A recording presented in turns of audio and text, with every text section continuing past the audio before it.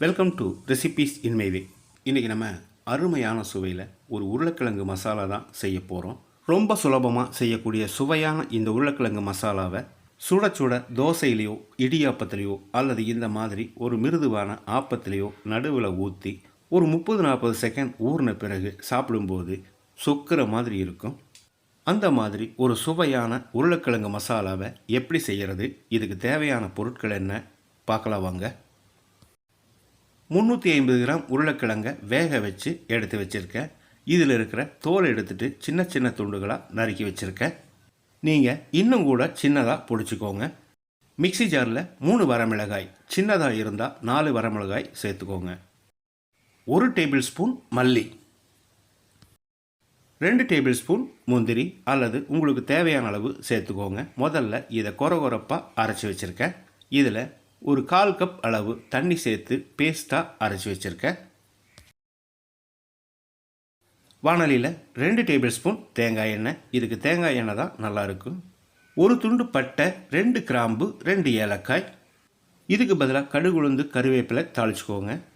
Medium சைஸில் 2 பெரிய வெங்காயம் நீல வாக்கில் நறுக்கினது. வெங்காயத்தை கண்ணாடி பதத்துக்கு வதக்கினா மட்டும் போதும், செவக்கிற அளவுக்கு வதக்க வேண்டாம். வெங்காயம் இந்த அளவுக்கு வதங்கினதே போதும். இதில் 1 டேபிள் ஸ்பூன் இஞ்சி பூண்டு விழுது சேர்த்து பச்சை வாசனை போகிற அளவுக்கு ஃப்ரை பண்ணி விட்டுறலாம்.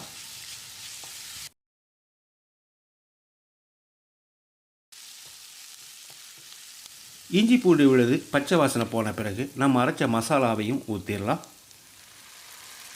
கூடவே ஒரு 1/2 கப் அளவுக்கு தண்ணி சேர்த்துக்கலாம்.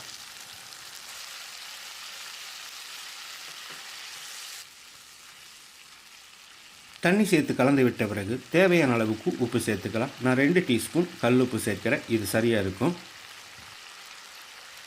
உப்பு சேர்த்து கலந்து விட்ட பிறகு நம்ம அரைச்சி ஊற்றின மசாலாவோட பச்சை வாசனை போகிற அளவுக்கு ஒரு 2-3 நிமிஷம் கலந்து விட்டுட்டே இருக்கணும். இல்லைன்னா முந்திரி சேர்த்துருக்கிறதால சீக்கிரமாக அடி பிடிக்கும்.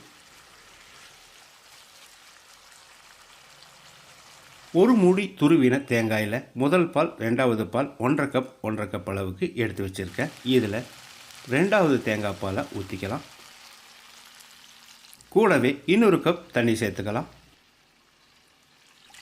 நம்ம ஏற்கனவே வேக வச்சு பொடிச்சு வச்சுருந்த உருளைக்கிழங்கையும் சேர்த்துக்கலாம். நான் ஏற்கனவே சொல்லியிருக்க உருளைக்கிழங்கை இன்னும் கொஞ்சம் சின்னதாக பொடிச்சுக்கோங்க. இதை கலந்து விட்டு ஒரு 2-3 நிமிஷம் கொதிக்க விட்டுடலாம். 3 நிமிஷம் கொதிக்க விட்டுருந்தோம். இப்போது திக்கான முதல் தேங்காய் பாலை ஊற்றி கலந்து விட்டுடலாம். ஒரு 30 செகண்ட் ஸ்டவ் எரிஞ்சால் மட்டும் போதும். அதுக்கு பிறகு ஸ்டவ் ஆஃப் பண்ணிவிட்டு பொடியாக நறுக்கின மல்லி இலையை தூவி கலந்து விட்டு இறக்கிடலாம். ஆப்பம், இடியாப்பம், தோசை எல்லாத்துக்கும் பொருத்தமான உருளைக்கிழங்கு தேங்காய் பால் மசாலாவை இதே மாதிரி இதே அளவுகளோடு நீங்களும் செய்து பாருங்கள். இந்த வீடியோ பிடிச்சிருந்தா லைக் பண்ணுங்கள், கமெண்ட் பண்ணுங்கள், ஷேர் பண்ணுங்கள்.